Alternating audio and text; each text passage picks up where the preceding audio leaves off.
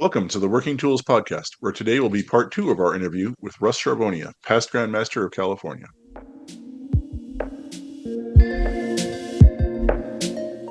Ladies and gentlemen, brethren all, welcome to the Working Tools Podcast, a casual conversation around Freemasonry. First, it's important to note that our thoughts and opinions are our own and do not reflect those of our Grand Lodge or respective craft or concordant bodies. Please connect with us and ask questions via our website at theworkingtoolspodcast.com. Today on the Working Tools Podcast, we have our usual host of hosts, very worship brother David Colbeth from King Solomon number 60 in Auburn, Washington, brother Craig Graham from Kalamalka number 160 in Vernon, British Columbia, very worship brother Stephen Chung from Prince Charles number 153 in Kelowna, BC, and I'm Matt Appel, and I'm a member of Mill Creek number 243, and we meet in Montlake Terrace, Washington. And we are honored to have with us again most worship brother. Oh, he told me to not stand on ceremony. Excuse me. Russ Charvonia, past Grand Master of California in 2014 and 15, who was also the founder of the Masonic Family Civility Project and founding president of the Worldwide Civility Council. So, Russ, thank you again for being on the show. My pleasure. And sort of where we left off, we were talking about inviting people into the town council and how does one activate, if you will, the Civility Project for a given situation. And you were saying that there's a certified civil program which sort of feeds into this. Could you explain a little more about that, please? Yes, we realized early on in this effort that everybody, most everybody, I should say, wants to be civil. Most people want to treat their fellow neighbor with that dignity and respect that we all hope is returned to us. Oh, there's a few folks out there that pride themselves on not wanting to do that, not being that way. We'll let them, that's fine. But what we realized is that this is creating some accountability. You can imagine I'm known as Mr. Civility, so people are just waiting for me to mess up so they can pounce on me and say, there you are, you weren't civil right there. And fortunately for them, I give them ample opportunity to jump on me. But that accountability is critical. And again, Masonry is all about accountability and holding each other accountable. So many years ago, we formed what we called Certified Civil. And if you remember the old Underwriter Laboratory or the Good Housekeeping Seal of Approval, where even subconsciously seeing that logo gives you confidence that the product or service you're buying is going to be one that's does what it says they're going to do. Well, with Certified Civil, an organization, a Masonic lodge, a business, the Grand Lodge, and even individuals can apply to become certified civil. And what this means is we go through a screening, we check your social media and various things to make sure that we're not seeing things that we would consider to be uncivil on there. And then you get to use the logo that says, I've been certified civil. And my law practice, for example, in my waiting room and my email address all has this logo. And if opposing counsel or a client, an employee, a vendor, anybody with whom I'm dealing ever feels I've treated them in a way that isn't appropriate, that they're not deserving of, they can file what we call a civility concern, not a complaint, but a concern with the Worldwide Civility Council. And they will contact me and they'll say, you were dealing with Craig, and Craig felt that the way you treated him was not appropriate. And rather than wrap me over the knuckles and say, how dare you, they will try to share with me some ways that I could repair that relationship with him. And because again, this is based on the premise that most people are decent. I really didn't mean to treat him poorly. I just did. We didn't connect properly. I blew it. So how can I repair that relationship? And especially if it's a business relationship, we know how much it costs to acquire a new client. Shouldn't I go that little extra effort to retain a client I already have? So we think this certified civil is a great way to keep people accountable.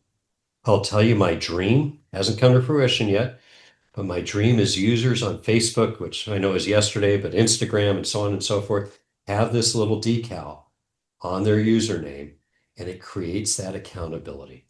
It's kind of like us as Masons. What do we have on the bumper of our car? The square and compasses, right? Which I tell brothers they should go scrape it off the bumper, put it on their dashboard to remind them how they should be driving. But that's the whole idea behind certified civil. I think you totally need a, oh yeah, well, he's a rat. I can't believe he ratted me out like that button on the reply. So just this is something that any if I were a, I don't know, whatever, a plumber or a doctor or whatever, I could I don't know if achieve is the right word, receive this rating and put it on my logo on the side of my van. Is that the intent? Precisely. Precisely. Interesting. So are there a lot of people who have done this, or is it, three or? More than three, not as many as I'd like, because it's not until this gets widespread that it's recognized, like Underwriter Laboratory, the Good Housekeeping Seal of Approval, that it'll really gain some notoriety. So yes, we want to get it there. Folks can go to certifiedcivil.org and learn more about it, and I hope you'll consider it even for your own Masonic lodge. It's just about creating that accountability, recognizing we're going to make mistakes. We're going to take the wrong off ramp sometimes and blow it. But in our Masonic journeys, we get back on and we pledge to do better next time. Go make new mistakes next time. And that's the whole idea here. That's how we grow as people, is to make discovery. And whether that's a mistake or misstep or however you want to phrase it, we are human, and so we should learn from those instances of opportunity. And so yeah, and that's what, again, we weave it back to the Masonry, of course, but that's what Masonry is about.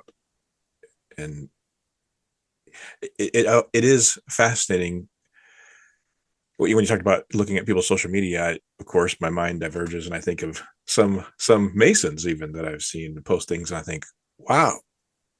And anyway, I don't want to get into discussions on this show necessarily, but it is. Maybe, can we talk social media for a moment? Please. Many people have said that the reason for the incivility in this world is solely because of social media. And they may well be right, but I liken social media to the master's gavel. When the master's invested with that gavel, we tell him be judicious in its use, because in the proper hands, it can be made an instrument of great good or of greater harm.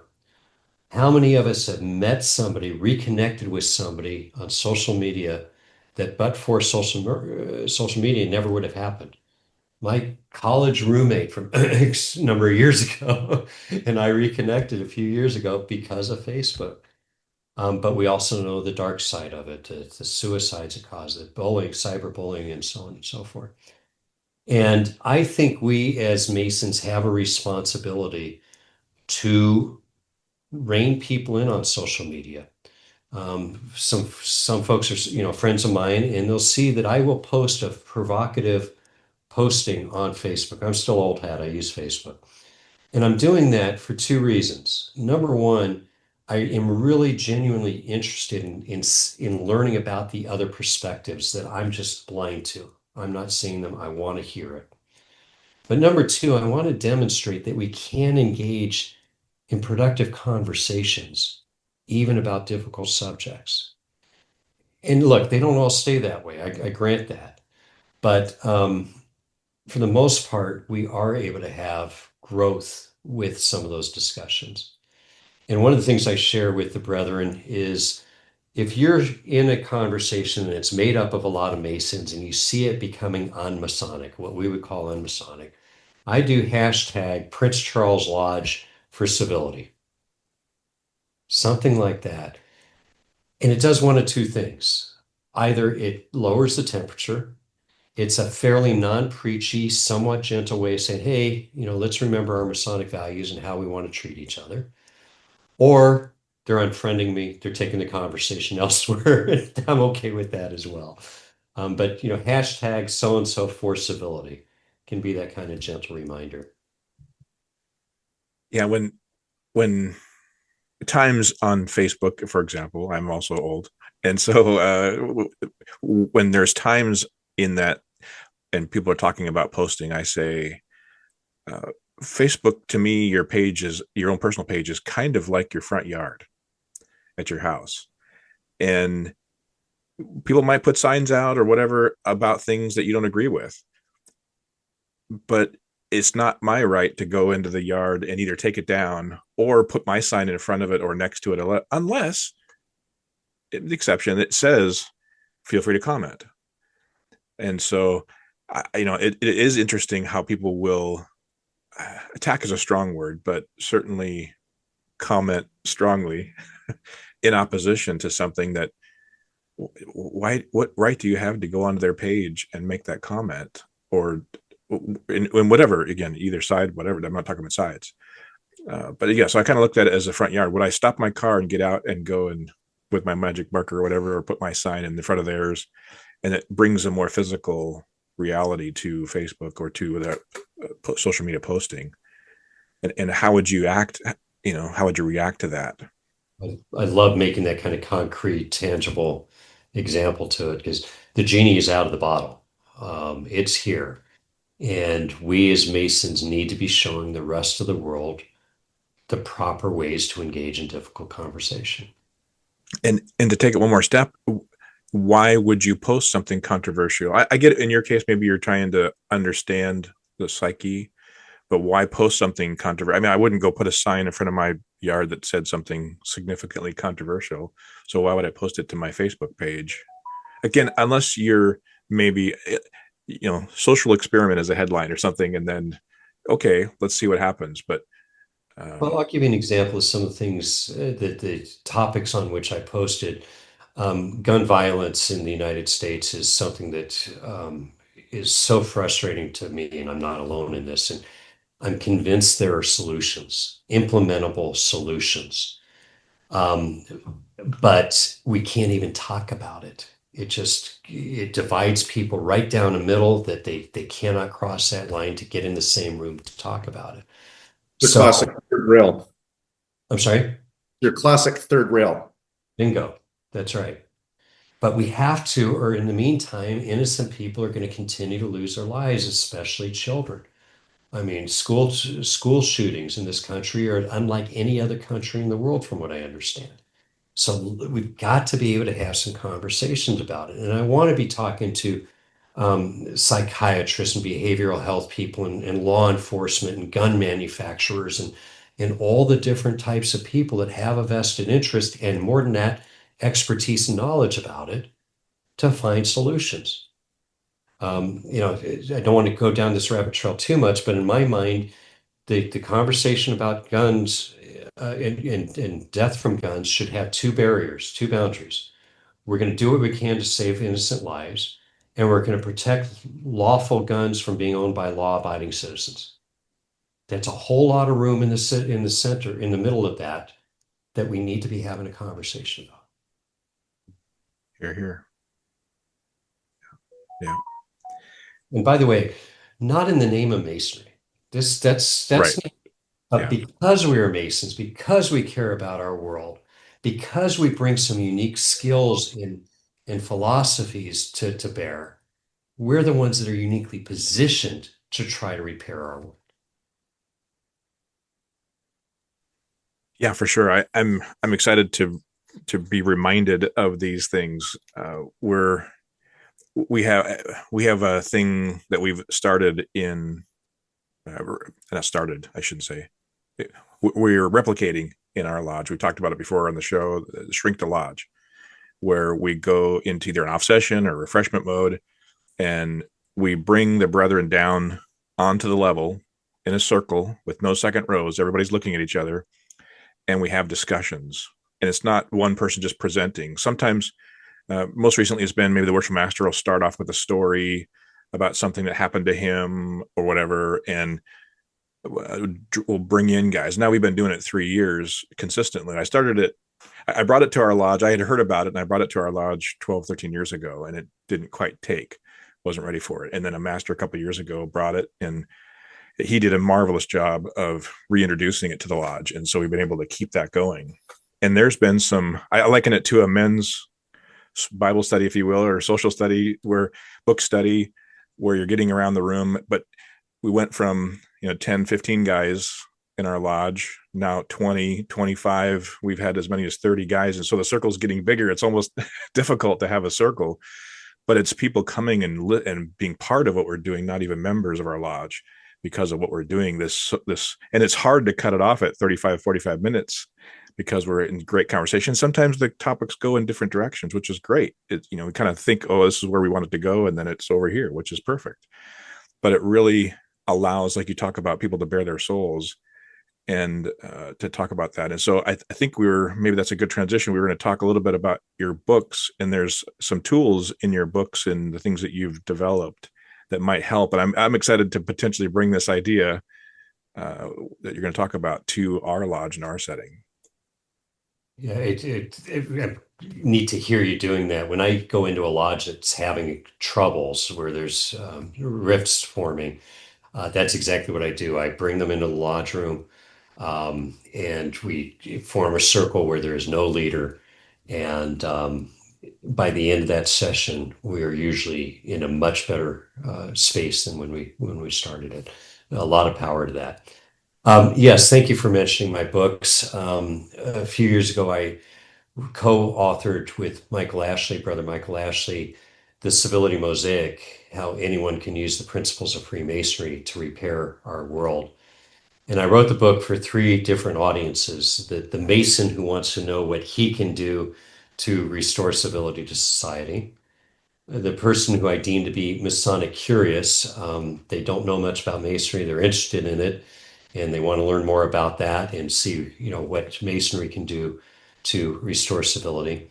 And then I also wrote it for the person who doesn't give a hoot about Masonry, but just wants to know what they can do to restore civility. And at the end of each chapter is there's space to write in the book if you're the kind of person that can do that, or you can scan the QR code and do it on your phone or tablet. And there's a prompt. And if you do those at the end of each chapter, you will end up with your own civility journey. Not me telling the reader what they should be doing, but the reader deciding based on what they're thinking and reading what they need to be doing to restore civility to society. So it's designed to be a proactive book. You have to, if you do get it and read it, you have to promise me to get beyond chapter 1, because chapter 1 is dystopia. And too much of it is coming true, I'm afraid. But keep going. It will raise hope, I promise. And then a couple years ago, I co-wrote a book with Jennifer Radix Johnson called Aisha for President. It's a children's book on civility without ever using the word civility, because we realize that, it may be too late for us older generation, and it really has to start with the younger kids. Aisha for President is on Amazon, and the Civility Mosaic is on McCoy. McCoy Publishing is the best place to get it. Or you can go to civilitymosaic.com and get more information there. But in it, the idea is to give you some very practical tools that you can use, whether you're having trouble in a one-on-one relationship or a bigger group, or again, your greater community. And something that I hope Masons will appreciate is we in California many years ago formed what we call Solomon's Wheel. And the idea here is, inside a lodge or dining hall or whatever, you take some painter's tape and you spread out, you make a wheel with 8 different spokes. And the idea is that it's big enough that the participants can actually go and stand in each of these slices of the pie. Well, what is in each slice of the pie? We start with our 3 principal tenets of Freemasonry: brotherly love, relief, and truth. And then we add our 4 cardinal virtues: temperance, fortitude, prudence, and justice. Now, again, for our math whizzes, 3 plus 4 is 7. If you'd made this pie properly, there are 8 spots.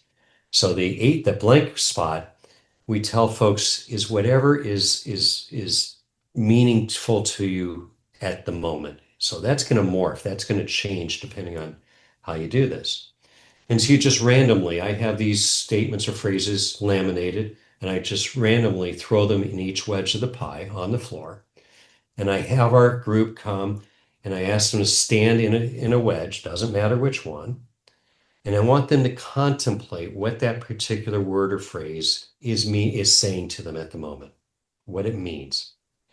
And then I have them walk the wheel, go into the next section, spend a few moments contemplating that. And if you have a large group, make sure they're going the same direction like a salmon. Otherwise, they're going to run into each other.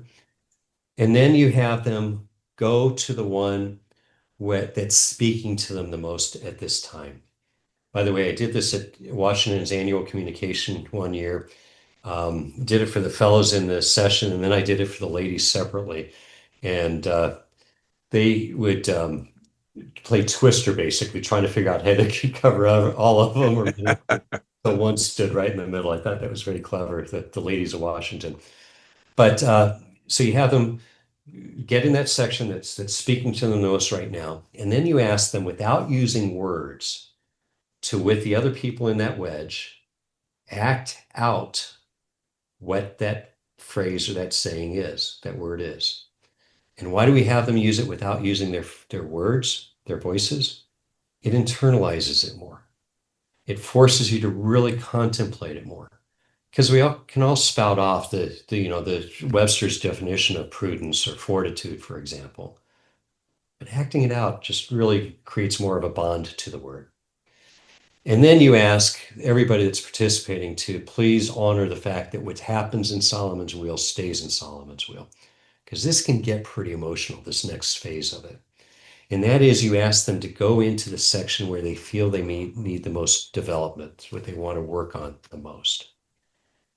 And where it gets really emotional sometimes is then you ask, the facilitator asks, okay, is anybody willing to share why they are in that particular one?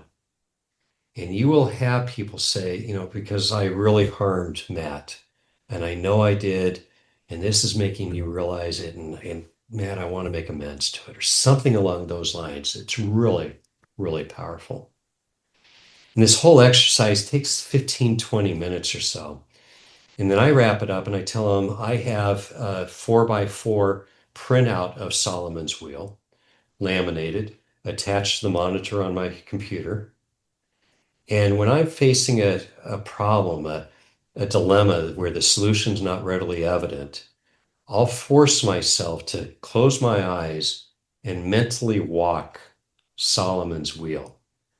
And I don't know whether I'm spending 15 seconds or 2 or 3 minutes. It's kind of a form of meditation. But by the time I've done that, the answer becomes really evident to me.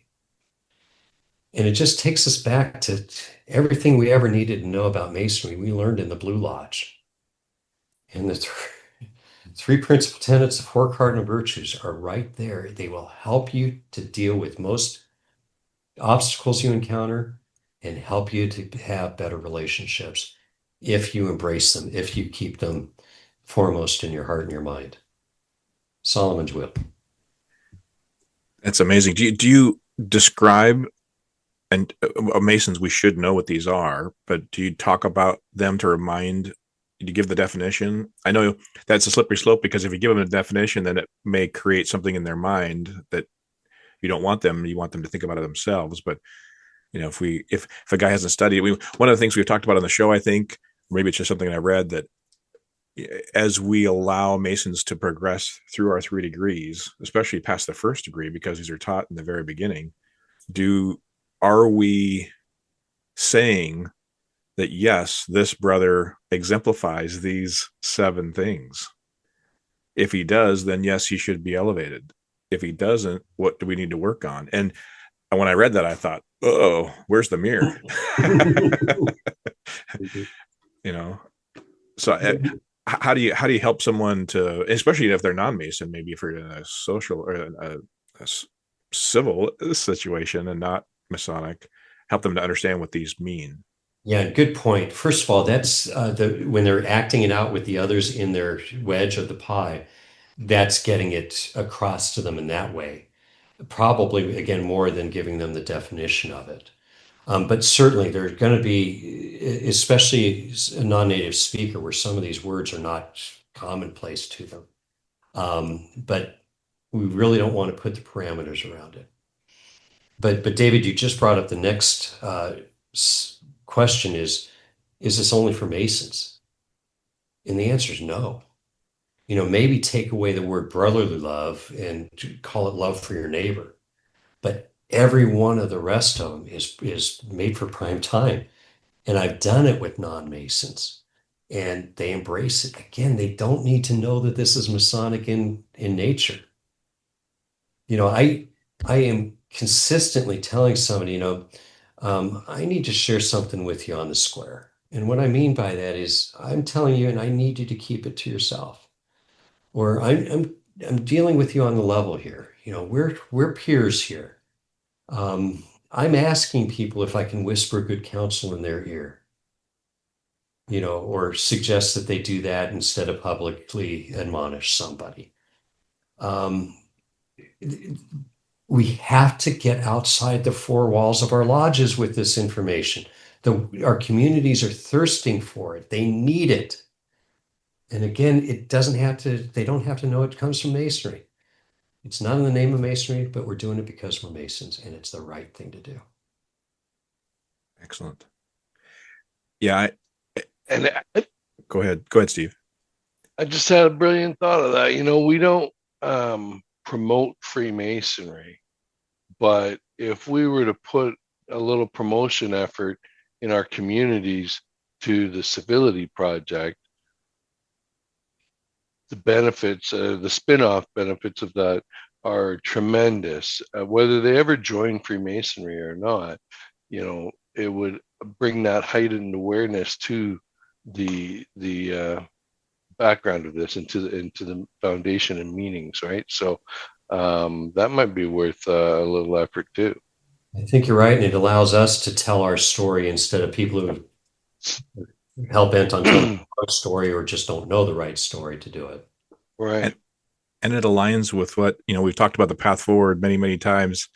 It aligns directly with what men are seeking. And so what a great opportunity, full circle, essentially, to advertise without advertising. And it's funny because I'm the guy who receives all the calls, and I'm the first guy to speak to all the seekers that approach us. And this is what they're saying. This is what they're wanting. Mm-hmm. This is what they're looking for in life, right? And it is the foundation of the Civility Project, right? So I think that's an amazing coincidence, but an amazing opportunity at the same time. Not a coincidence. As if by magic. We have found that this whole ideal and effort is engaging both the younger, newer Mason who wants to be a part of something bigger than himself, and he hasn't found that in other realms.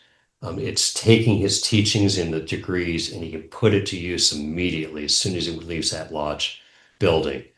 But it's also re-engaging the longer tenured Mason, the brother who may not come to lodge because, let's face it, a stated meeting is not what it's all about. But it's getting him back in touch with his Masonic teachings and something he can put to use in his daily life. So the civility effort is something it's been really, really powerful, both for the newer and the longer tenured Mason. I'll tell you, again, we've kind of, in our lodge, have been fortunate. We had that shrink the lodge, and we have this connection happening. And our current master took it one more step. It's something I've always wanted to do and never could figure out how to get the guys to do. But, we have our charge at the end of our meetings as we're just about to leave, and there's generally a square. And lately it's kind of become more of an oblong and circle-ish, which is just as good or better. And so we'd had happened to be Most Worshipful Al Jorgensen passed, and there was some heaviness weighing in our lodge. And so at that next meeting, he at the closing, instead of having us in a square, he had it in a circle. So we came together around the altar. And I apologize, I get a little emotional, but they darkened the room except for the altar light. And so if you can imagine men standing in the shadow of the altar together, And as he quoted the closing charge, he asked us to hold hands. And it was one of the most powerful meetings I've ever been at, Russ. It was just amazing, really amazing. What a way to close. So I would challenge all lodges and Masons to do something like that and then see what it leads to. When I first became a Mason, I was a little put out by the fact that it was a fraternity. Most of my friends were female. I didn't find a need to be around other fellas. I didn't do things without my wife, for the most part. And it took me about a year or so to really comprehend the importance of men having a safe place where they don't always have to be the provider, don't always have to have all the answers, don't always have to be right, and can be vulnerable. And Masonry allows that, and you just described that beautifully. Again, where I don't know anywhere else that we're going to find that in that kind of safe environment. Well, we certainly appreciate you coming back on the show, Russ. It's you never know what a show's going to bring or what a conversation is going to bring, and I feel energized again. So thank you for everything you're doing and that you're part of, and I look forward to potentially implementing. I'm always like, okay, the next squirrel idea, but it is tough to rein in this powerful opportunity we have with Freemasonry and our tenets and ideas. And so I don't want to wrap for Matt, so I'll turn it over to him for the wrap here. Oh, well, gee, thanks. So I will say I'm glad you said something about the blank space, because I could see myself going around the circle and my mind being blank and just sitting in a blank space. And there's it seems to happen on this show a lot too, but hopefully we'll get over that. But as David just said, thank you, Russ, for coming back on the show. We really appreciate you spending your time and talking with us. Thank you, brethren, and I encourage you to keep up the good work. You are making a difference. Thank you, sir. Thank you. And I encourage all of you out there. Barry Birch said to say hi, and he still works hard on the Civility Project in BC. He does indeed. We love Barry. Yeah. There we go. So we encourage all of you out there to check out the books by Russ here, the Civility Mosaic. Which, might I add, the Civility Mosaic, the cover is that the inside of the Grand Lodge of California building? Exactly. Yes. All right. Yeah, it's really. I got to go there once. It was really neat facility there. But anyway, so this and Aisha for president. So please check those out. And on behalf of Craig and Stephen and David, well, I guess I already thank you, but thanks, Russ, for being here. And thank you all for listening to the Working Tools podcast. Goodbye.